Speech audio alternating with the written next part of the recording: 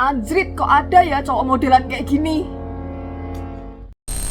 Guys, jujur, aku nggak pernah seemosi ini baca kisah hidup orang di Quora. Tapi kisah mbaknya ini tuh bener-bener bikin emosi banget. Ya Allah. Kayak gini guys kisahnya. Adakah yang ingin kamu ceritakan untuk melapangkan beban di dadamu? Sebelumnya saya minta maaf kalau jawab di Quora secara anonim. Di sini saya hanya ingin bercerita tentang masalah yang sedang saya alami. Selebihnya saya hanya ingin didengar karena tidak ada tempat bercerita. Tepatnya, sudah 2 hari ini saya keluar dari rumah. Saya seorang wanita berusia 23 tahun yang sudah menikah dan memiliki 3 anak. Anak saya yang pertama berusia 4 tahun, yang kedua berusia 2 tahun, sedangkan yang paling kecil baru berusia 2 bulan. 2 tahun ini saya sekeluarga mengikuti suami yang dipindah tugaskan ke kota Surabaya. Jauh dari keluarga demi mengabdi pada suami. FYI, dulu waktu di Jakarta, saya dan suami tinggal di rumah orang tua saya. Oh, ini berarti kayak SK gitu kali ya guys, kalau di perusahaan dimutasi ke luar kota atau luar pulau gitu. Setahun berlalu, kehidupan saya dan suami masih seperti biasa. Dia masih menjadi suami yang penuh perhatian. Tapi sesaat setelah suami tahu saya hamil anak ketiga, dia mulai berubah. Dia tidak menerima kehamilan ketiga saya dengan alasan belum siap punya bayi lagi. Padahal dia sendiri yang melarang saya menggunakan KB. Sejak itu saya dan suami sering cekcok. Bahkan suami pernah bilang kalau dia kepikiran buat gugurin saja anak ketiga ini, tapi dengan tegas saya tolak. Selama saya hamil, suami tidak pernah meminta berhubungan badan. Kadang kalau saya mengajak, dia selalu menolak. Sempat saya bertanya, tetapi jawaban dia bisa melakukannya sendiri tanpa bantuan saya. Ya, sejak saat itu rumah tangga saya dan suami renggang. Bahkan acara 4 bulanan dan 7 bulanan, suami sama sekali tidak berkontribusi dana. Semua dana saya yang keluarkan dari tabungan pribadi saya. Wah, udah mulai nggak bener nih guys.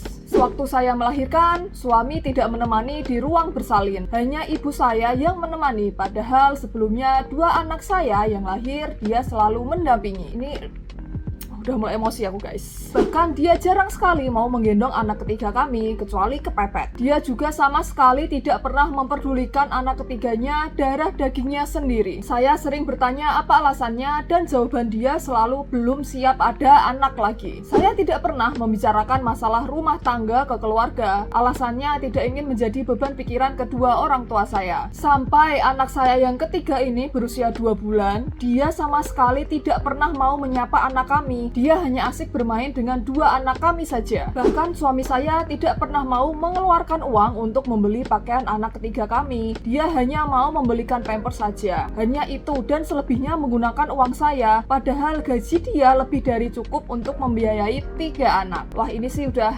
zolim banget guys. Kayak bener-bener nganggep anaknya itu nggak ada gitu loh. Anak ketiganya ini bener-bener dianggap nggak ada. 1 minggu yang lalu saya sempat bertengkar dengan suami karena dia tidak mengakui anak ketiganya kepada teman-temannya. Dia bilang hanya punya 2 anak, sedangkan anak ketiga kami dia bilang sebagai anak angkat. Ini menurutku udah kelewatan banget guys. Dia nganggep anak ketiganya itu anak angkat, literally anak angkat. Gila banget dia. Padahal kan dia yang bikin. Gak bisa bayangin kalau anaknya udah gede dan tahu kalau dia dianggap anak angkat sama ayah kandungnya sendiri. Sebagai seorang ibu yang telah mengandung dan melahirkan, jelas saya sakit hati dan tidak terima. Padahal itu adalah anak kandungnya, darah daging dia. 1 minggu terakhir kami hampir setiap hari bertengkar tiap membahas anak ketiga kami. Sempat juga dia mengancam saya akan diceraikan jika saya terus memaksa dia menerima anak ketiga kami. Sampai 2 hari yang lalu dia chat saya begitu, menyuruh saya pulang ke rumah orang tua. Ini ada potongan chat si suami ke mbaknya guys, kayak gini.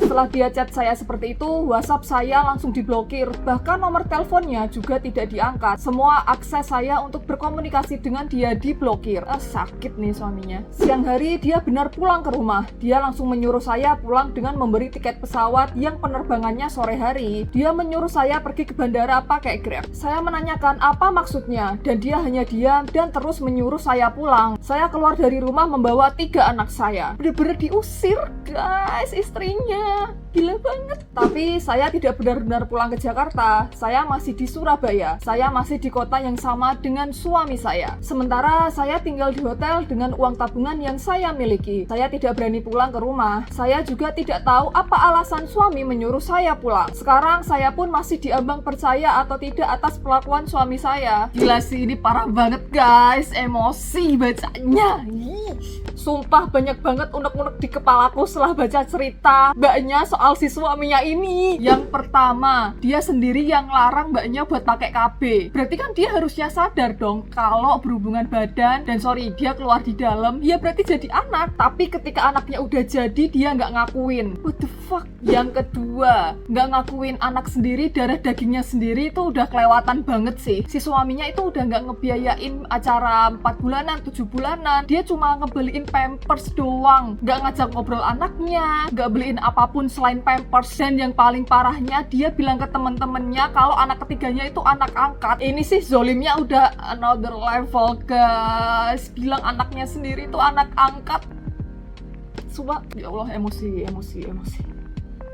Yang ketiga, suaminya ngusir istrinya sendiri dari rumah, bahkan sampai ngembaliin tiket buat pulang. Aku nggak tahu ya, ini mbaknya muslim apa enggak. Tapi kalau setauku di Islam itu, kalau udah keluar kata-kata cerai atau bahkan ngusir dari rumah, itu udah jatuh talak. Iya nggak sih guys? Correct me if I'm wrong. Nah, ini pelajaran buat teman-teman yang udah married, yang beragama Islam. Hati-hati ngomongnya, apalagi pas lagi berantem. Jangan gampang bilang cerai, jangan gampang buat ngusir pasangan kita. Bahaya loh, tanpa kita sadari itu bisa jatuh talak. Yang keempat, kalau dari sisi suaminya alasan enggak siap itu bener-bener gak masuk akal guys. Ini lebih ke ego sih menurutku. Karena dari cerita mbaknya, dia bilang suaminya baru dimutasi ke Surabaya, yang bisa jadi suaminya itu promosi, gajinya naik. Dan mbaknya juga bilang kalau gaji suaminya itu lebih dari cukup buat membiayai kebutuhan 3 orang anak. Ini karir dia lagi bagus-bagusnya sih, lagi di atas awan. Tinggal nunggu waktunya sampai egonya terpuaskan. Dan pada akhirnya aku yakin dia pasti bakal ngerasa kesepian ketika tahu di rumah udah nggak ada siapa-siapa lagi yang menyambut dia dengan senyuman hangat. Ya tinggal tunggu karma aja sih. Yang kelima, aku mau kasih saran buat mbaknya. Meskipun kejadiannya udah 3 tahun yang lalu, dan kalau aku bisa kasih saran pas hal ini terjadi, pulang mbak ke rumah. Daripada uang tabungannya buat bayar hotel, mending pulang. Cerita ke orang tua dan mertua apa yang sebenarnya terjadi di kehidupan rumah tangga kalian. Karena ini kan udah di luar kendali mbaknya. Percuma kalau mbaknya yang berusaha sendiri, tapi suami mbaknya udah kayak gitu, udah sejahat itu ke kalian. Tapi balik lagi ya guys, namanya berumah tangga, keputusan buat bercerai aku rasa itu nggak mudah. Banyak banget hal-hal yang harus dipertimbangkan. Apalagi udah punya 3 anak, dan buat kasus mbaknya, menurutku ini sudah sangat-sangat fatal. Karena yang tersakiti itu bukan cuma mbaknya, tapi anak-anak mbaknya juga. Terlebih lagi anak ketiga. Misal kalau dia sudah besar, udah ngerti perlakuan ayahnya sendiri ke dia, pasti akan keinget terus sih. Kalau mau cerai, cerai aja mbak, aku dukung 100%. Bukti kezoliman suami mbaknya pasti udah banyak banget ya di chat. Nah, itu bisa dipakai buat mempermudah urusan perceraian di pengadilan agama, biar hak asuh anak-anak jatuh ke tangan mbak. Nah, menurut kalian gimana guys? Kasih pendapat dari sudut pandang kalian dong dari cerita mbaknya ini. Sumpah guys, sekarang aku jadi penasaran gimana ya kabar dari mbaknya ini. Udah cerai belum ya? Atau jangan-jangan suaminya udah berubah jadi lebih baik ke anak ketiganya. Sumpah penasaran.